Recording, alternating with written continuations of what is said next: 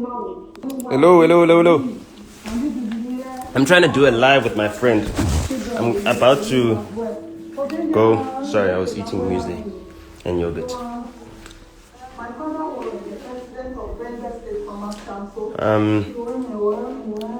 I'm trying to go live with Akio. Need to talk about something, you know. I got an American friend who voted by mail from South Africa, you know. I'm also going to have lunch with MXO. MXO, I wrote a hook for MXO, or a chorus for a song that we're doing, which features like a whole lot of legends. Stogie T, who was Dumi from the Volume at the time, Pro Kid, Tear Gas, KB Mutselenyane, Simpiwe Dana, Lungelo. It was produced by DJ Cleo, Kwela Debs, Slicker Sugar Smacks, myself as well. I was also featured on the track. I was featured on a track with Pro Kid, Do Me from the Volume, Tear Gas, the whole entire Tear Gas, Slicker and Sugar Smacks, you know what I mean? I rapped in Tsonga, in Shitsonga. That was the first time I ever wrote a Shitsonga rap verse. It was a very short verse, 8 bars, but that was my first verse in my native tongue. So I'm trying to invite Akio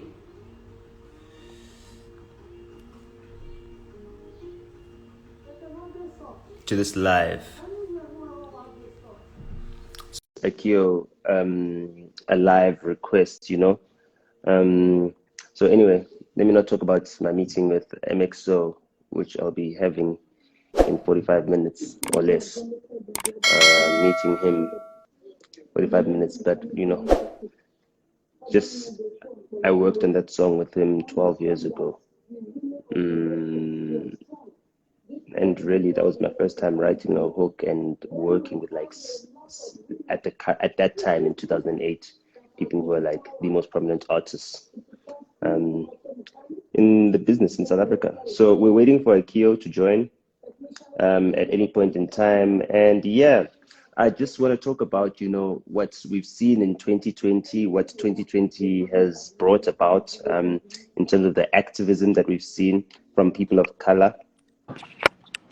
So we've seen a lot of, I'm prefacing this. Yeah, how are you doing, Akio? So we've seen a lot of activism from people of color, especially Black people in the United States in 2020.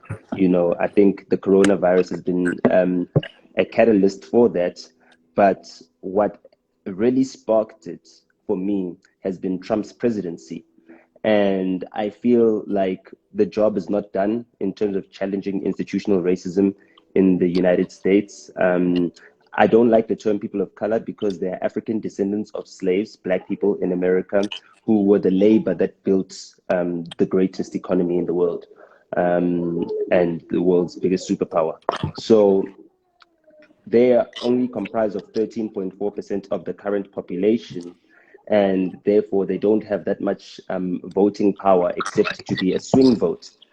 And without a target like Donald Trump to aim at, I feel like their activism will be sedated, as we saw happening in the 8 years of not Donald Trump's presidency, Barack Obama's presidency.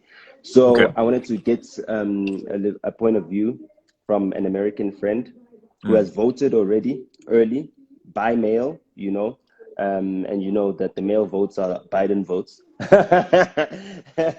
Not going to deny it. The mail votes are Biden votes. And I feel like a Biden victory would further serve to sedate that activism, because obviously on the same ticket as Biden is Kamala Harris, who's not an African descendant of slaves, but is basically the vice president candidate that was propelled to that position so that she could further appeal to the Black voters who might not ordinarily identify with Joe Biden, who was more of the Democratic conservative vice president that helped give Barack Obama a more palatable appeal when Okay, he ran for presidency. Yeah. let me address like just a couple things, points that you're making, and break them down point by point. So in my opinion, in terms of activism, obviously having an openly racist president is going to generate more activism. But that being said, under Barack Obama's term, there were also flashpoints of activism as well. If you think about Ferguson in outside of St. Louis, when the kid got shot, there were also multiple situations where that happened, and there was a lot of rioting and activism. So I think that the activism will still exist regardless of whether it's Biden or Trump. The thing is that obviously it's just much more heated because Trump is blowing the flames of tension, because what it does is it serves to, the more people riot, the more he gets to push a law and order message about his campaign, which is to serve white people. So the more that he can get black people angry and get them to riot, the better off he can be like, yo, white people, you need to vote for me because look at what all these minorities are doing. They're getting out of hand. Only I can protect you. While at the same time, he's the one causing the problems. So I think that activism will still continue to exist. Sure, it won't be as heated because there won't be as big of an obvious open racist target like Trump. But I think activism will still continue. I think in terms of Kamala Harris, I think that saying, okay, just because she's not of slave descent, kind of undermines like her role in America. And when you think about it, so her mom or her dad, I think, is Jamaican and her mom is Indian. So if you look at like, especially New York, California, all those spots, like the number of African Americans that are of Jamaican descent that aren't actually African American, but are immigrants, children of immigrants from Jamaican descent is huge. Like if you look at New York, the Jamaican population is huge in itself. So I don't think that really matters, and I don't think that I'm Asian, so when you say people of color, for me that's Asian people, Hispanic people, Black people, everybody. So I think being a Black American, regardless of whether you're first generation from Jamaica or you're the descendant of slaves, you're still experiencing the same degree of racism. You know what I'm saying? And even coming from Jamaica, you're still coming from a third world country. So like you're still dealing with the same problems. I mean, obviously you're not dealing with maybe like the systematic trauma that has gone on for 100 years. But I think for Kamala Harris, like I don't have anything against her. Like a lot of people will talk about her record in terms of, she put so many Black people behind jail. And when she was a district attorney, she had long sentences. But at the end of the day, man, it's like, why are we're blaming the player, we're not blaming the game. You know what I'm saying? She's a district attorney. Her job is literally to put people in prison. It's a voted position. It's a voted position. You don't get elected district attorney by saying, yo, man, I'm only convicting 30% of people. You get elected district attorney by saying, yo, my conviction rate is 80%, because that's what it's your job to do. So when you look at it, I think you're only looking at it from one perspective to say, yo, man, she put a lot of Black people in prison. She also put a lot of white people in prison. She put a lot of Mexican people in prison. It was her job to put people in prison. So I don't think that undermines her. I don't think that says that she's done anything bad against the Black community. I think that she can be appropriate while still doing her job, like to put people in prison. Obviously, she may have been a little bit more harsh than she should have been, but that was her job. You can't compare that to like the shit that Trump has been doing. Like, okay, I'm just going to address one more thing before I let you continue. And my thing is like, continue, because I wanted to lay the foundation so I could get an American to respond. So one of the arguments that you'll hear people say is, I like that Trump is president because I'd rather have my white racist obvious. I'd rather them just be obviously racist. I'm one of those. Have someone who's low key racist, And while I understand that point of view, there's a certain degree of a lack of pragmatism to that. So my point is this, like the difference between a Joe Biden racism and Trump, they're both racist. At the end of the day, they're both white people in their 70s who, like Trump, obviously, man, he was born rich. He don't know nothing about minorities. He doesn't know nothing about the struggle. The only Black people he knows are transactional. And Biden is the same way. He grew up in a situation that was pre-segregation. His racism comes from not understanding people of color because he just can't comprehend it. You know what I'm saying?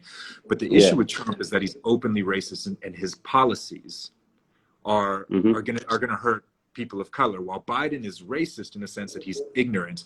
But policy-wise, I think it'll help Black people and people of color. Now, the thing with Trump is the one thing that you can give him is economy. You can say, under Trump, unemployment amongst Black people, Asian people was at its lowest, right? Yeah. So, but the way that I look at it is like this: under Trump, for me as an Asian, under Trump, racism against Asian people is at its highest. Highest. Like, Yeah. I talk to all my other people, like, again, this is like some stupid ass shit for him, for his insistence on calling it the China virus. You know what I'm saying? Like, what if everything that white people did, we called the white whatever? You know what I'm saying? We don't do that shit. All the stupid Yeah. ass shit that white people have brought in, we don't call it the English this or the Irish this or the white this. You know what I'm saying?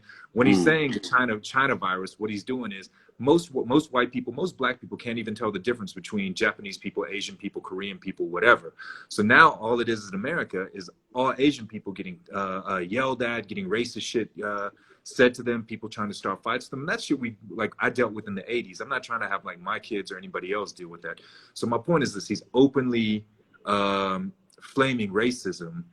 And you know, and then on top of that, he's creating policy. So my point is this: it's not just about unemployment.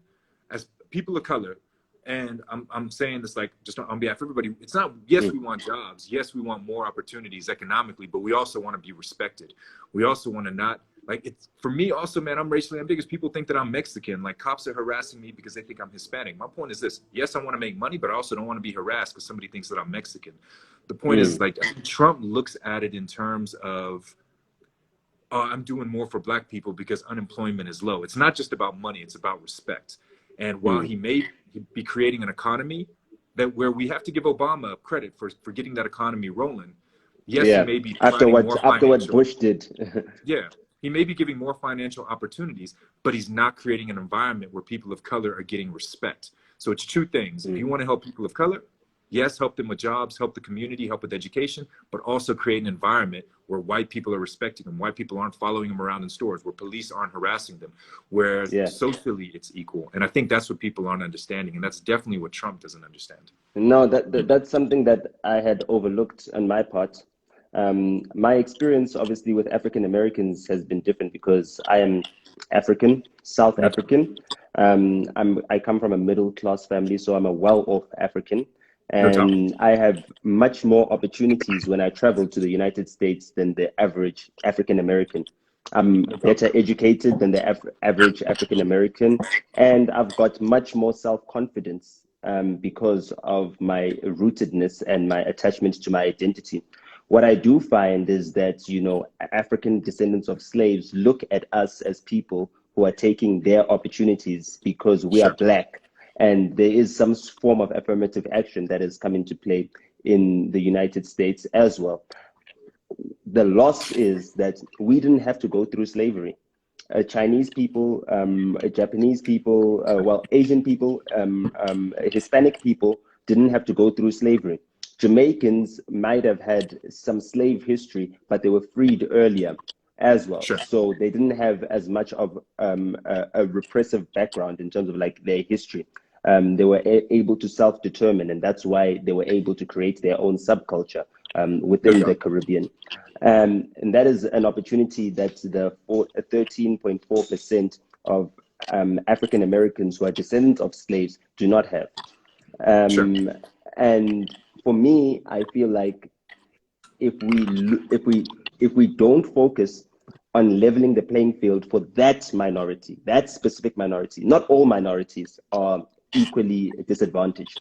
So if we don't level the playing field for specifically that minority, what we're actually going to create is a minority within a minority that is adversarial against the other minorities because they're low-hanging fruit. In the same way you have Afrophobia in South Africa, you're going to start seeing minority phobia being perpetuated by the African descendant of slaves against African immigrants, Caribbean immigrants, Asians, Hispanic people, right?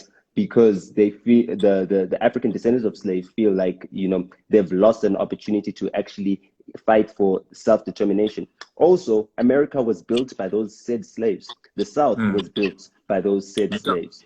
And you know, that is something that I feel has not been effectively addressed in the same way in it which hasn't been addressed at all. Yeah, exactly. So in the same way in which I feel like the feminist movement is basically another way in which black women are being disadvantaged because white women benefit from the privilege of their proximity to white men. No doubt. And when you now fight for feminism, you're fighting for the rights of white women who benefited from the white man's world. And you're clumping that up with the repression that has been suffered by black women who are at the bottom, or African I'm not women gonna who are at disagree the with bottom that. of the, who are at the bottom of the food chain. So in the whole entire people of color, um, uh, um, um, a debate and the whole entire immigration debate, what they're missing out on is the micro, I guess, aggressions that we are starting to see permeate the African American community towards other minorities, towards other immigrants, because they feel like, they are economically excluded, socially excluded, and racially excluded. Obviously, because racism has been institutionalized around the world.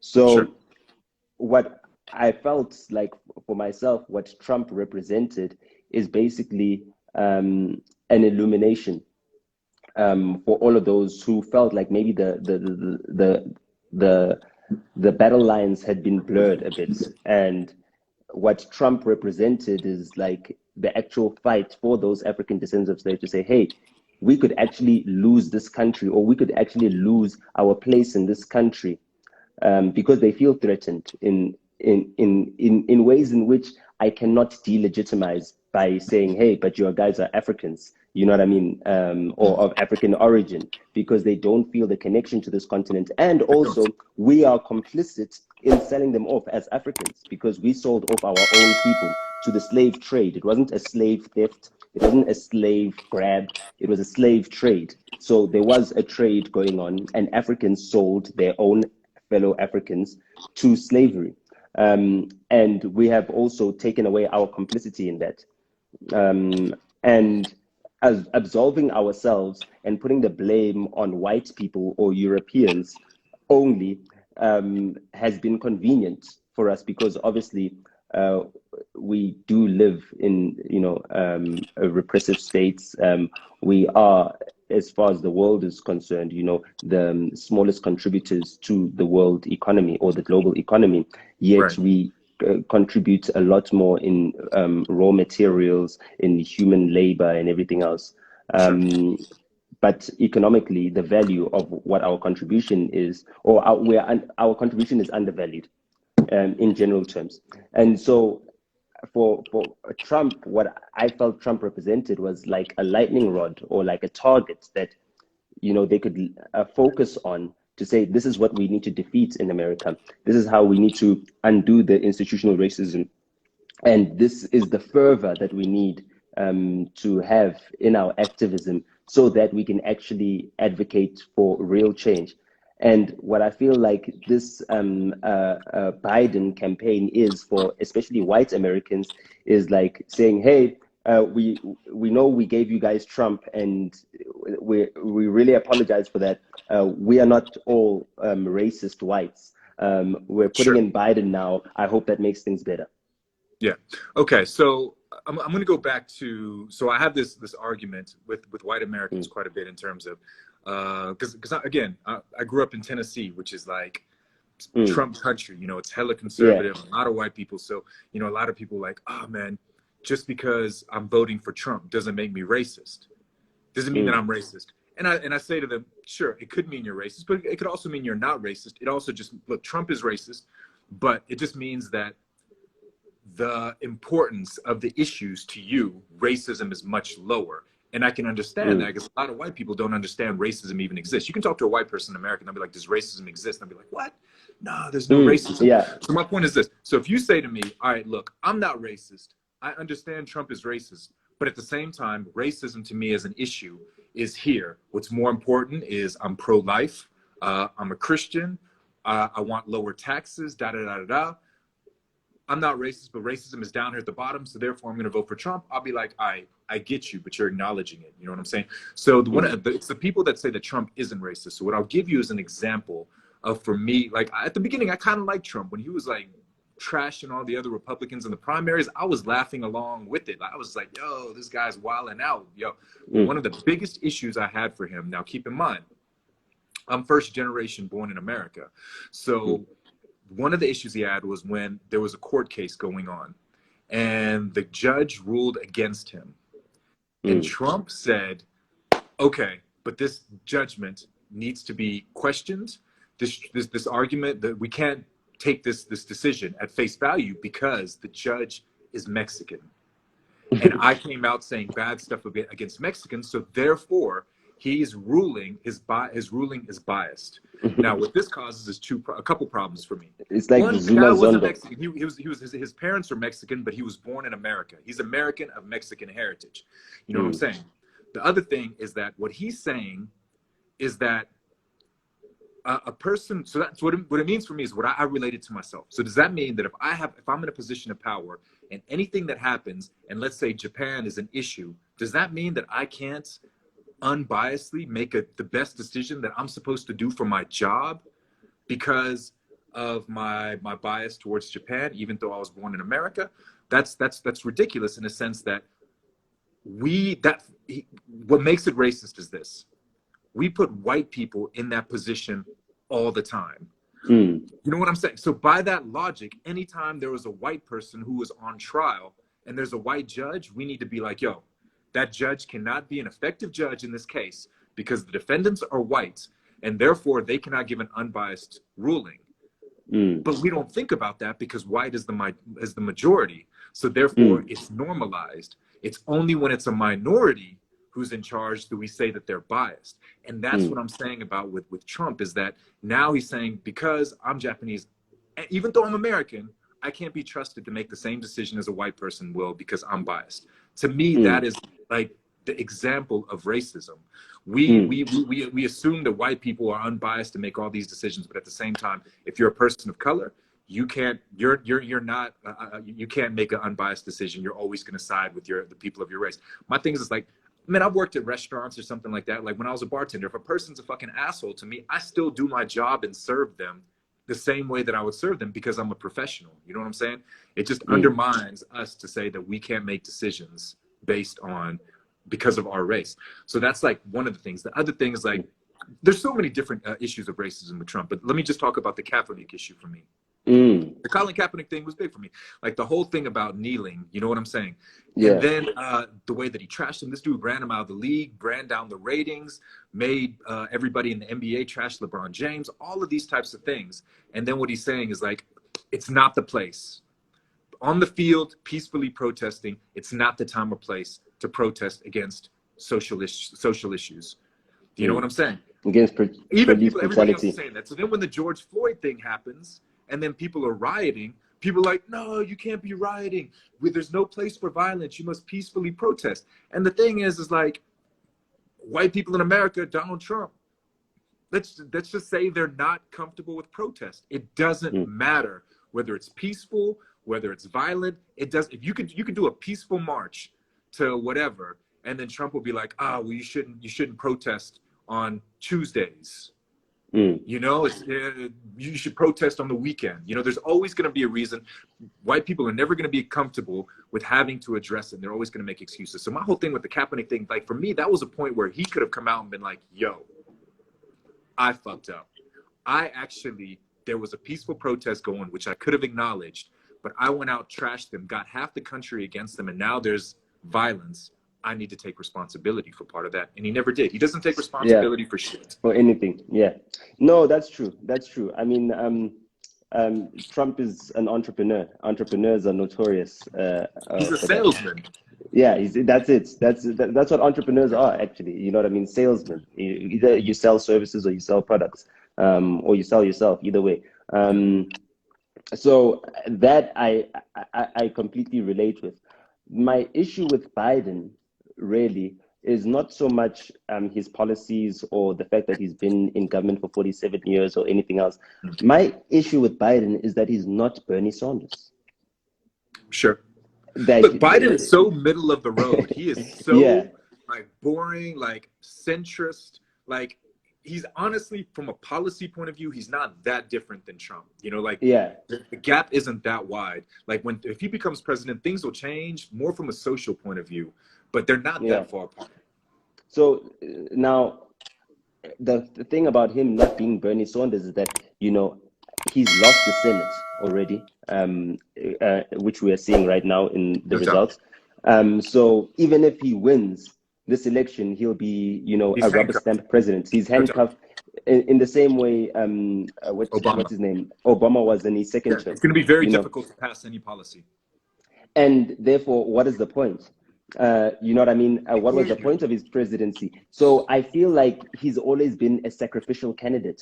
I feel like the Democrats knew that, you know, they didn't have anyone strong enough to challenge Trump at that point in time, and they thought, let's find the least costly, Sure. expendable person, No which doubt. is Biden. He's already been a vice president. He's already got the if you become a vice president or a president, you get presidential protection for life.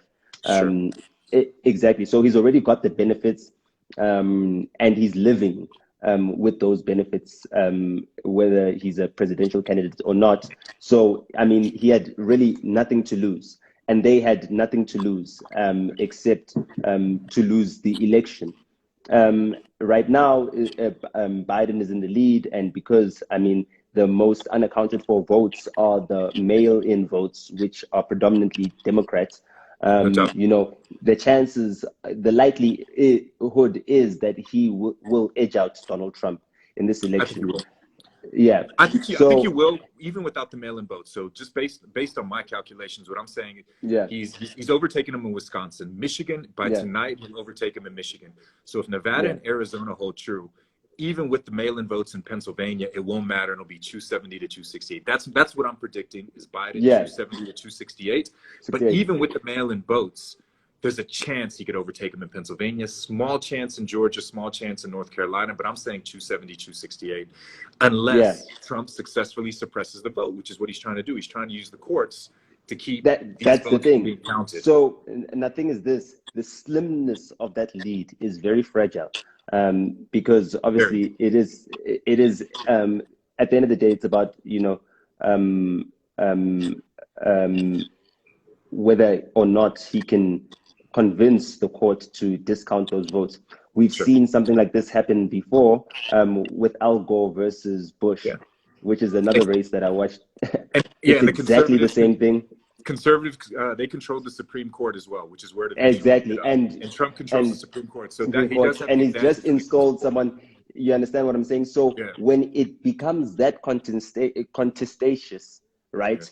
What I see Trump doing is playing into his base and rallying up his base, No and doubt. and I think that, you know, in some of those closer or more hotly contested states, you know, they might now exclude, you know, some of the I think later they will. mail-in voting. Anything that's not counted by Friday is going to be excluded because the Supreme Court has only given an extension for 3 days for Sure. counting. Um, so, you know, there's a lot of states where, you know, they haven't even gotten past 40% of the counting, No and they're doubt. still also counting the votes that are coming in today. So I do not see Biden being able to get an outright victory that is not contested. And the installation of the president is Definitely something not that only happens contested. on the 20th, Yeah. of January next year anyway. So we've got this whole next month, you know, of which it's going to be a squabble, which is going to be in Trump's Supreme Court. And therefore, I feel like this election, you know, although we might get a result that might favor Biden, I don't think that he's going to be able to win comfortably. And even if he does win, the lack of power or influence that he'll have will disincentivize him actually fighting for the win, because he doesn't want to become a hamstrung president, and that will affect his personal legacy as well. You know what I mean? It's a bit of a booby trap. I agree with you Um, halfway. So with the I do think that I think that Biden will have enough without the mail-in votes to have the outright win. The only way that it becomes contentious and Trump has a chance is if it comes down to Pennsylvania. And that's where the write-in ballots, the mail-in ballots, then it goes to courts, then it will. But if Biden can win Wisconsin and Michigan straight up without the mail-ins, then he's cool. But I agree with you 100% in terms of the Democrats needed to take the Senate. Without them taking the Senate, it's going to be very difficult for Biden to push policy. And it also really depends. Now, here's the question, is what are the Republicans going to do post-Trump? Once Trump loses, the reason right now, they all got to kiss his ass because he's got so much power. A lot of them behind closed doors are like, yo, fuck this dude. But the thing is, they have to while he's president. So the thing is, once Biden wins, is there going to be a kind of like a ideological shift within the Republican Party where people are going to try and move back to the center? Or are they going to stick with the Trumpism and maintain this? The thing is, everybody thought if it was going to be a blowout win for Biden, then they were going to have to move away from Trumpism. But the fact that it's so close shows that Trump is going to maintain power, even if he loses. If he starts his own network, he's still going to be able to pick these people. And then it even sets up for your boy Donald Trump Jr. or Ivanka to run in 8 years because he's maintaining this popularity. If he would have gotten blown out, then it would have eliminated these chances for Ivanka and them. But what it's set up is a possible Trump legacy in terms of down the road. Because there's still many people that are loyal. For me, I think obviously Andrew Cuomo is going to, obviously serve out his last term as governor for as long as he can. But I think that the Democratic Party is going to say, hey, yes, you love the power of being governor. But I like Cuomo. Need you. Yeah, people like Cuomo, and the Democratic Party needs him. He's their best bet. Now, the coronavirus is now also going to throw a spanner in the works because they still have not been able to agree on a stimulus package. And with obviously the overwhelming Republican vote in the Senate, they now have enough of a majority to pass the stimulus bill, which they've been fighting about, which Nancy Pelosi has been really stonewalling, so to speak. Absolutely. It's politics. Yeah. And that might be disadvantageous to her because it looks like if London is going into lockdown on Thursday, France is already in lockdown, Germany is already in lockdown, America has been waiting just for this election to pass. And they might want to, go back into lockdown. And those stimulus checks are going to come in handy. If the election is disputed and then there is a runoff, with a stimulus package hanging in the balance, which the international markets are also looking for, I think that is also why the Republicans, were like, we'll allow you to stonewall this and deal with it post the election. We'll deal with the Supreme Court judge appointment prior to the election, and deal with ensuring that we can win the Senate. And they've done that by focusing their advertising dollars on basically the Senate battle. Biden out advertised Trump 2-1. As well, and also raised I don't know how much more, but I think he raised a factor of 7 times more campaign contributions than Trump did. You know what I mean? And an incumbent obviously doesn't have to have as much money because state resources. Exactly. So I mean, we shouldn't read too much into that, but the mere fact that the bets have been placed as well. People are going to be looking for a stimulus package. And I think it'll pass. I think it'll pass in between now. I think that the stimulus package holdup was one, Pelosi stonewalling just to make Trump look bad pre-election. At the same time, it was also partially payback for them shoving the Supreme Court nomination through, which I'm just going to quickly touch on that. I think was a mistake from Trump's side. I think it was a mistake because I think that there's a lot of people who want a conservative judge, but don't like Trump and don't want to vote for Trump. And had Trump waited on once he put the judge in, a lot of people are like, yo, he's got the judge in, pro-life, this and that, fuck Trump, I just can't stand him, I'm going to vote for Biden. Had he kept that card up his sleeve, I think a lot of people would have been like, I don't want to vote for Trump, but I really don't want Biden selecting a Supreme Court nominee. I was going to vote for Biden, but now that a Supreme Court justice is dependent on it, I'm going to have to vote for Trump. For me, I think it was a strategic mistake. I think he would have gotten more votes by holding off on it, but that's a different story. But I think that, yes, it is going to be difficult moving forward. Also, if you look at what Biden's going to have to do. So if you look at what Obama came into post George Bush, the Great Recession, so much, it took him 4 years just to even get the country back to like equal ground before he could even start working on growth. I think that it's going to be the same situation with Biden, where if he wins, his first 4 years are going to be cleaning up the mess of the coronavirus, how badly Trump handled it. It's going to be, there's not going to be a huge economic growth. Again, it'll take a little bit of time. So I think that even if Biden wins, he's going to have a tough re-election because he's coming into such a shit situation. And Trump may even run again in 4 years if he loses, because in 4 years, he'll be the same age that Biden is now. You know what I'm saying? So it's not out of the question, but we'll see. Hey, man, I think this is obviously the most exciting election of our time. I know there are a lot of people who think, okay, yeah, well, I mean, you're American, so yes, it is important that we discuss this, but a lot of people don't understand the importance of American politics when you talk about global geopolitics and the role that it plays. For us here on the African continent, I mean, obviously, we've rallied behind Trump because of how aggressive he's been on China. Sure.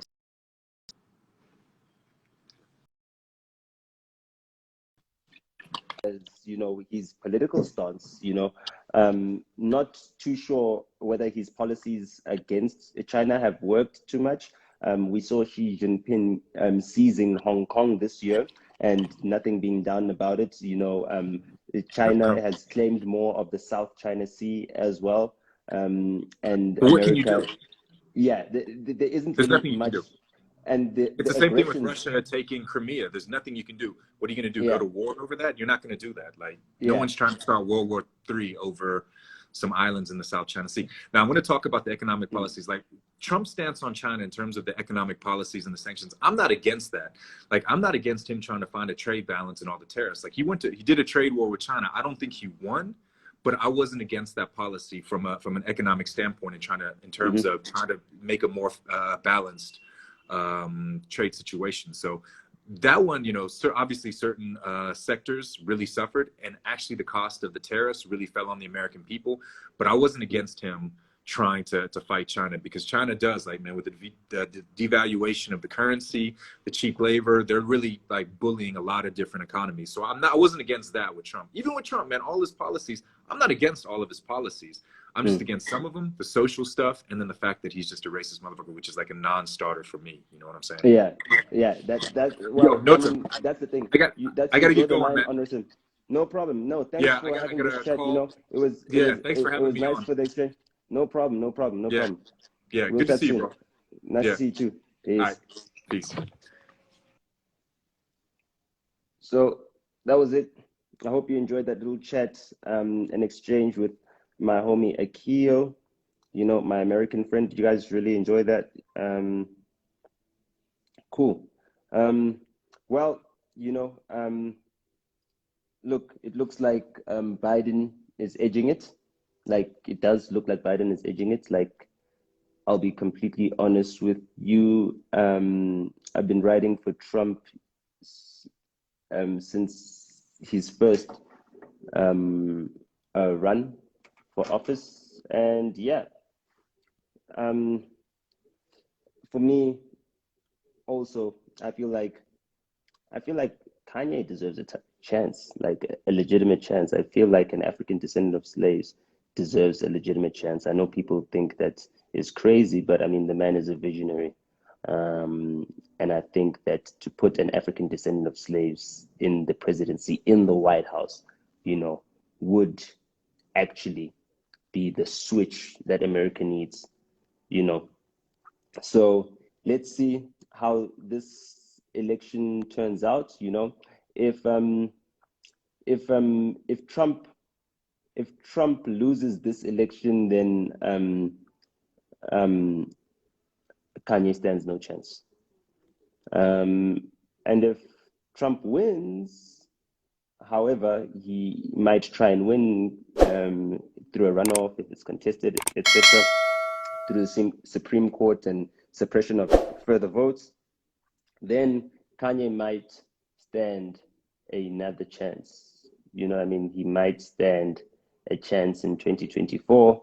And as you know, 2024, I'll be campaigning for Dr. Basani Baloyi to become president of this country, South Africa, and boot out the ANC from power. You know what I mean? So it would be nice to have Kanye, president of the United States, and my big sister, president of South Africa. You know, that would be really cool. That would be really cool. For me, that would just be like an icing on the cake, you know. And yeah, I hope you guys enjoyed this little exchange, and learned from it about